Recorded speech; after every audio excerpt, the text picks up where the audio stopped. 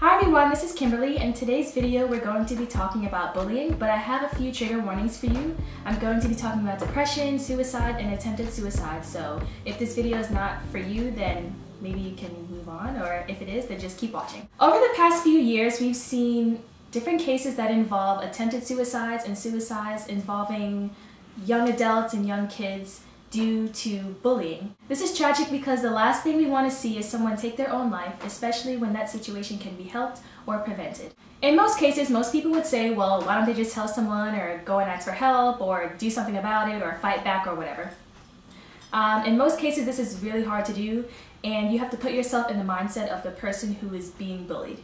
And if you may or may not know, there are 3 forms of bullying. The first form is verbal, which is teasing, taunting, and threatening. The second one is emotional, which is spreading rumors, making someone feel embarrassed. The third one is of course the most common one, which is hitting, spitting, kicking, making someone feel unwanted. This can be done by one or more bullies over a period of time. It may be a while for the kid who's being bullied to say something, depending on their low self-esteem or confidence. So when does this happen? This happens all the time. In school, after school, on the way to school, in between classes, during lunch.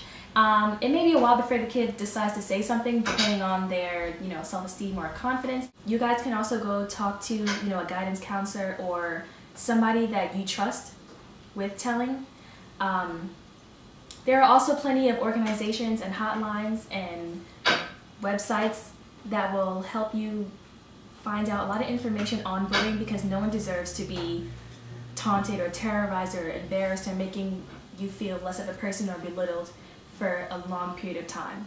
So just visit bullying.org or itsgetsbetter.org. You can call the National Suicide Hotline or the National Suicide Prevention Lifeline. Speaking from personal experience, I know it's going to take a while for you guys to feel comfortable to open up to tell somebody, but that is the most important thing you need to do. You've got to tell someone, your parents, your friends, family, somebody. You have to, because nowadays people have zero tolerance for bullying. Once you tell somebody, it will stop. There's plenty of organizations and numbers and people who are for anti-bullying. Parents, you have to talk to your kids about the possibilities of being bullied. You have to make them feel, you have to show support. Be supportive, talk to them, pay attention to the signs, if their mood changes, if they don't want to do homework, if they don't want to go to school, if they don't want to talk about something, you have to look for those signs.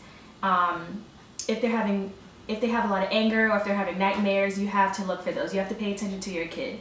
If they're being targeted for a specific thing, like their phone or an iPhone or any kind of gadget that kids like nowadays, why don't you take the gadget away from your kid and just leave them home? Say, why don't you leave it home so you won't take it to school so nobody can take it. Make sure the other adults know, like their teachers, their coaches. Make sure they know so they can keep a lookout for your kid to make them feel safe. So if they are alone at any point, they can intervene and stop a potential bully from bothering your child. And also increase their social circle. Kids who have more friends are more mentally prepared to deal with a bully. And it's good to have a support system of your peers that will help you stand up to the bully. You can also visit, helpguide.org. They have a lot of information about that.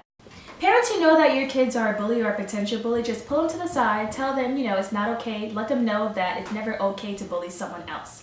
And when the bullying does, and it will stop, when it finally stops, just make sure you take care of yourself. Recovery, like all recovery, takes time. So just make sure you take care of yourself, go at your own pace. It's going to take time for the trauma of feeling helplessness. It's going to take a while. It's going to take a while for you to get over it. Get good sleep, eat well, exercise if you want.